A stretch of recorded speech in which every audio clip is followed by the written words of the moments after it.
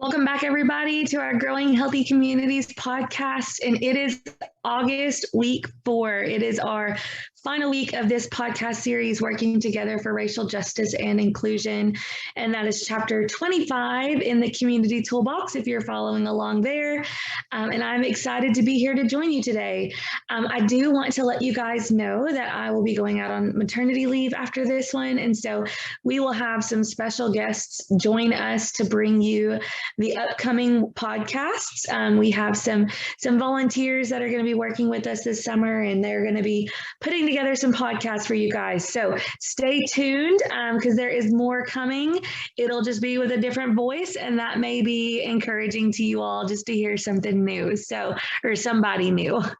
As always, here is my contact information, Ashleigh.story@arkansasobesity.org, and some lovely pictures of my beautiful family. This week, we are covering building inclusive communities, and this will wrap up the month of August. So we're going to talk about how to build an inclusive community. So first, we want to know, what does that even mean? What is an inclusive community?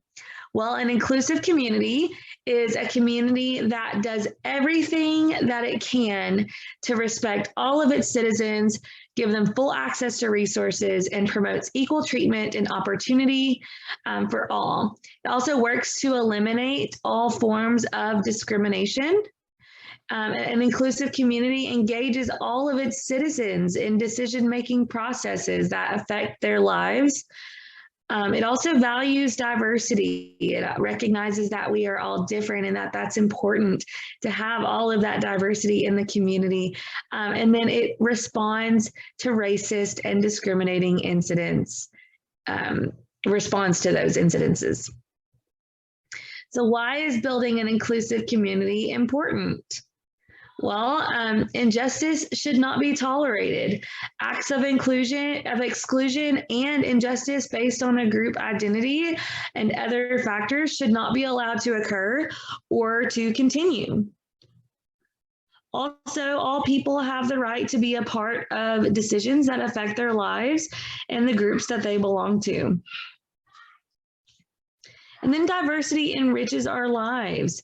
It's worth our while to value our community's diversity.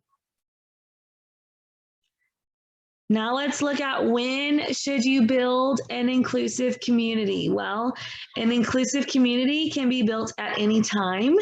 The need to have an inclusive community is most obvious whenever there has been a decision or an incident that has caused harm to a particular group of people.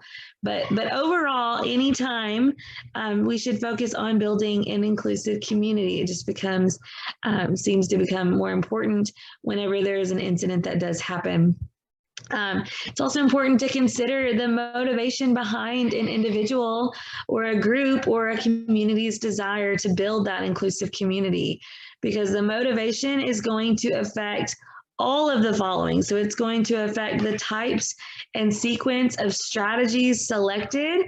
If there was a crisis, you might have to start with a strategy that transforms the conflict. So if there were no crisis, but just the vision of a community leader that sparked the effort, you might consider starting with a public education campaign or something similar. Also, you need to consider the resources available. The more resources could be mobilized if the motivation came from a large institution or a local foundation. Also, the amount of support and obstruction. If the dominant group in the community is just as motivated as any other group, there is likely to be more support. And if, however, the dominant group has no interest in changing the status quo, there are likely to be more barriers. Also, the rate of progress. If the major leaders and groups support the effort, progress is likely to be faster. And then consider the expected outcomes. If the goal is to raise awareness, everyone involved is likely to be satisfied if they learned new things about other groups. If the goal is to promote fair treatment of every group, then everyone involved is more likely to be satisfied by some policy changes. Now let's look at how can you do this? How can you build an inclusive community? And I just want to go ahead and give you the heads up that this is going to be a much shorter podcast. So really, we just have a few more slides and then we'll be done with this one today. But there's some very valuable information in here and it just builds off of last week. So how can you build an inclusive community? Well, first, do your homework. This is kind of the foundation or building block of most of these podcasts, but do your homework, gather the information about the community, get to know the community, find out what major groups live there and learn their history, their length of residence, their migration patterns, changes in the political, economic, and social status. And there's a couple of different ways to do this. You can start by contacting local government agencies and planning groups. You could also check out, the Census Bureau or the website of the city or county. You can consult the National Neighborhood Indicators Project or read the local community newspapers. You could drive and walk around the community and just pay attention to the social activities or housing developments and conditions, the street life. We talked a lot. I want to say it was back in February. I'd have to double check, but I want to say it was back in February. We talked a lot about assessing the community, getting to know the community, and finding the needs and resources of the community. So it goes a lot deeper in those February podcasts if you would like to go back and review those. Also, you can learn about social organizations. Hold on, let me add some of these to the screen, sorry.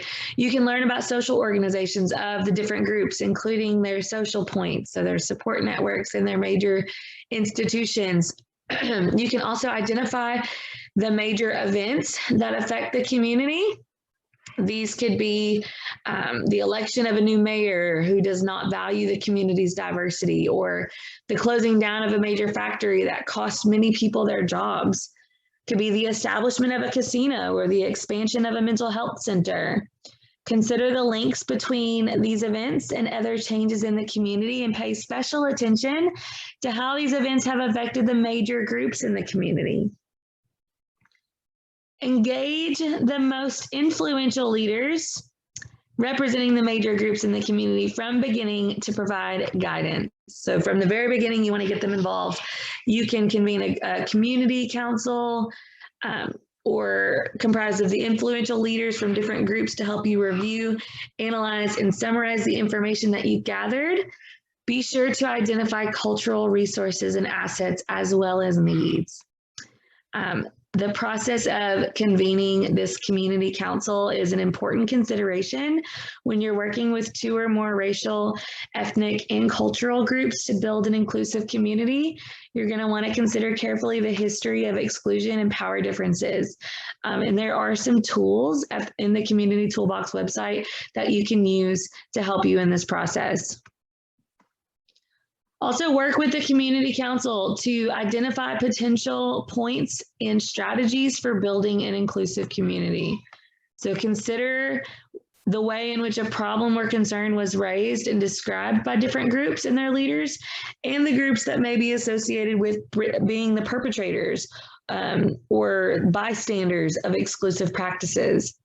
This information will give you a sense of the individuals or leaders that are most ready for change, and then also of those who are most resistant to change.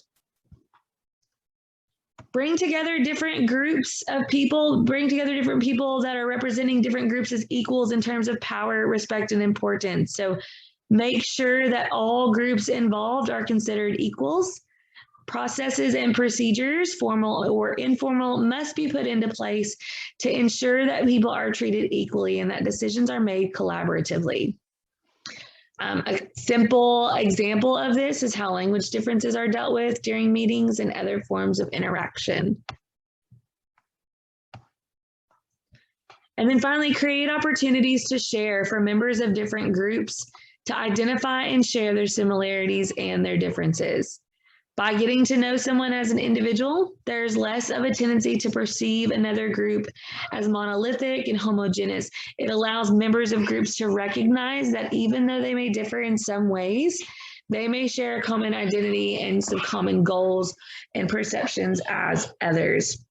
And if you hear my children in the background, just know that they are enjoying their summer. Also, find a phrase that appeals to all the groups, and facilitate discussions about the meaning of that phrase to each person in each group. Build in time for informal social opportunities to talk and share a meal as part of these discussions. You can coordinate activities and events to celebrate the community's diversity.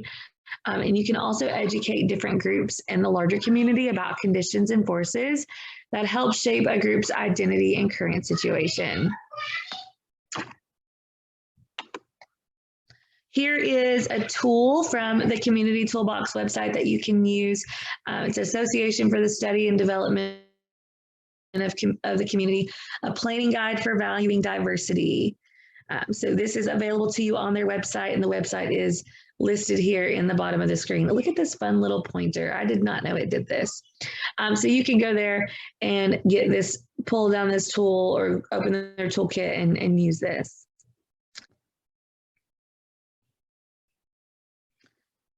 Okay, so also an inclusive community can be built by identifying and exchanging the group's assets and use and exchange them as part of your effort.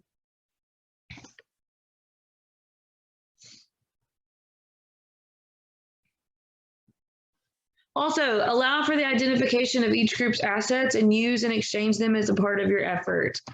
Assets in this context are going to refer to values, traditions, historical events, art forms, language structure, and other characteristics that make a group of people proud about their identity.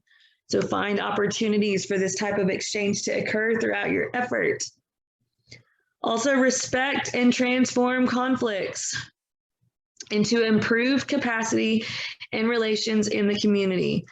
Conflict between two or more groups may be unavoidable if they just don't understand or appreciate one another's cultures, or maybe they've been misinformed or just have negative stereotypes about one another, or they compete with one another for resources and power.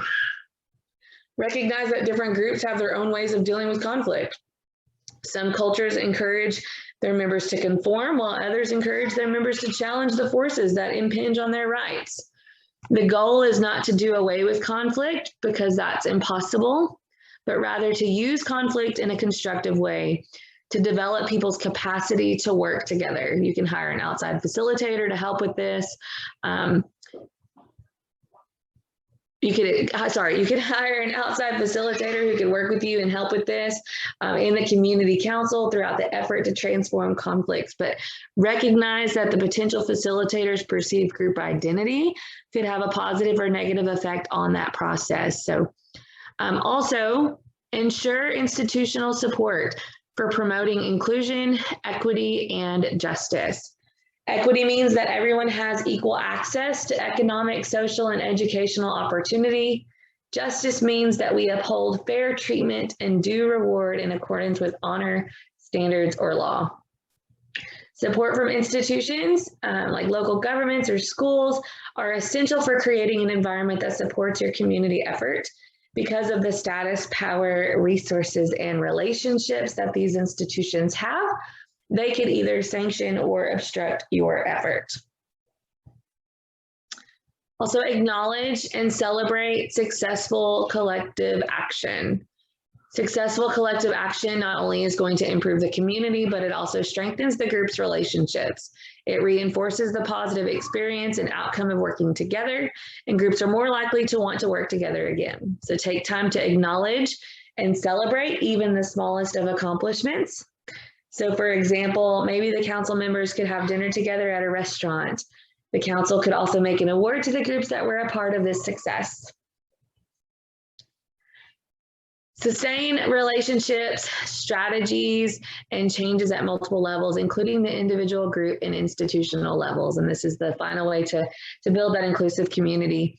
Building an inclusive community is not an event that has a beginning or an end. It's a process that continuously evolves. So I guess really me saying this is the final step was not accurate, because again, it's going to continuously evolve, but it may feel like the community is a process or has made some steps forward, but then it takes a couple of steps backwards. So again, just remembering that it is a continuously evolving process is important. Or maybe you've had 3 successful actions and then 6 ineffective ones. So just know that, as opposed to failure and regression depends on the individual, what is considered success and progress is also going to be looked at in a different way. So regardless of where you stand, it's important to sustain the relationships, the strategies and changes, no matter how minor or insignificant they may seem, because they become the tools for managing the process of building an inclusive community. Create opportunities to maintain frequent contact and cooperation among groups. Keep in mind also that efforts to build an inclusive community are sometimes conceived in either or terms. So for example, the effort either focuses on dialogue or action, assets or needs. Maybe it's race or class, but the tools and resources that are available also tend to emphasize one focus or another. While it's not wrong to choose one strategy or focus over another, it is preferable to implement a comprehensive effort that operates on multiple levels, covers multiple levels. Establish a task force or a committee that could help serve as like a watchdog to hold the institutions accountable to change that are going to affect inclusion. And the work of building an inclusive community is not going to be easy. So keep that in mind. Results are not going to occur overnight. It did not get this way overnight. It's going to take time and patience and perseverance and courage. Because you're talking about transforming attitudes and behaviors and policies, and none of that is done quickly. It requires strategies that operate at multiple different levels, including the individual level, the group level, and the institutional level. Again, like I said, we will have some volunteers with us next month to bring you these podcasts, but here is a brief overview of what we're going to be looking at, and they may decide to organize it slightly differently by week, but we're going to be talking about principles of advocacy. So we're going to learn how to actively promote a cause or principle involving actions that will lead to a goal that your organization has selected. And here is my contact information. Even though I'm going to be out on maternity leave, you are always welcome to send me an email at ashleigh.story@arkansasobesity.org. And stay tuned to our Facebook and our website for more updates and resources. Thank you all, and I hope you have a great week.